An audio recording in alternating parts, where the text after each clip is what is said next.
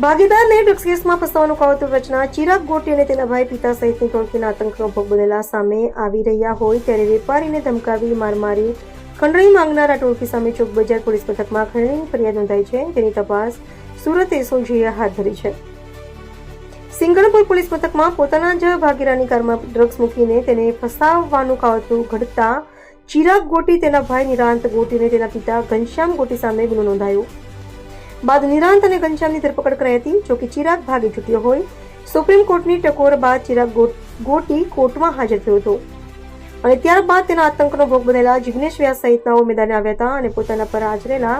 બર્બરતાના video સહિત viral કરતા police હરકતમાં આવી હતી. પોતાના કર્મચારીઓ પર પણ માર મારતા વિડીયો ચિરાગ ગોટીએ ઉતાર્યા હોવાનું સામે આવ્યું છે. ત્યારે હાલમાં જિગ્નેશ અને વ્યાસને જમીનનો ધંધો કરવા દેવા માટે ધમકી 50,000ની ખંડણી પડાવ્યા બાદ 2 લાખ દર મહિને આપવા પડશે તેવી ધમકી આપી જિગ્નેશ વ્યાસને માર માર્યો હોવાનો વિડીયો પણ સામે આવ્યો હતો. હાલ તો સુરત પોલીસ કમિશનરના આદેશ બાદ એસઓજી આ તપાસમાં જોડાઈ છે અને જિગ્નેશ વ્યાસની ચોક બજાર પોલીસ મથકમાં ખંડણીની ફરિયાદ નોંધાયા બાદ એસઓજી દ્વારા વધુ તપાસ હાથ ધરાઈ છે. જે એનડીપીએસના ગુનામાં ચિરાગ ગોટી જે રીતે કોર્ટમાં સરેન્ડર થયો હતો અને ત્યારબાદ સિલસિલાબંધ જે વિડીયોઝ એના સોશિયલ મીડિયામાં કે જે બીજા લોકોને ખરાબ રીતે મારતા હોય, ધમકી આપતો એવા વાયરલ થયેલા અને ત્યારબાદ એક જે ફરિયાદી છે જિગ્નેશ મગનભાઈ વ્યાસ કે જેઓને પણ એની બાજુમાં સોફા પર બેસાડી 2 લાફા મારતો હોય એવો વિડીયો જે વાયરલ થયેલો, તો એ ફરિયાદી અમારી સમક્ષ આવતા એ ફરિયાદીની જે ફરિયાદ જે છે ગઈકાલે દાખલ કરવામાં આવેલી છે. ફરિયાદની કન્ટેન્ટ એ મુજબ છે કે તારીખ 15/10/2021ના રોજ જ્યારે એની જિગ્નેશ પોતાની જે ઓફિસ છે ત્યાં હાજર હતો, ત્યારે ત્યાં નીચેના ભાગમાં જે ચિરાગ ગોટી છે તથા રવિ ભાલ અને યુવરાજ જાદવ આ લોકો આવેલા અને એને કીધું કે ભાઈ તારા બાપના તો અમે પૂરો કરી નાખ્યો છે, હવે તારો વારો છે, તારે દર મહિને અમને 2 લાખ રૂપિયા ખંડણીના હપ્તાના આપવા પડશે એમ કરીને એને ધમકી કરીને એની પાસે જે પડેલા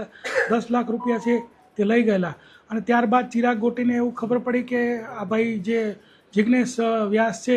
એ પોલીસમાં ફરિયાદ કરવા જવાના છે, તો ત્યારબાદ ફરીથી તારીખ 24/10/2021ના રોજ એની ઓફિસની નીચેના ભાગમાંથી જે આ જિગ્નેશ છે એનું અપહરણ કરી જઈ અને એના ઘરે લઈ ગઈ અને આ રીતે સોફામાં બેસાડી અને પહેલાં સમજાવ્યો કે કઈ રીતે તારે હાથ જોડીને રોવાનું છે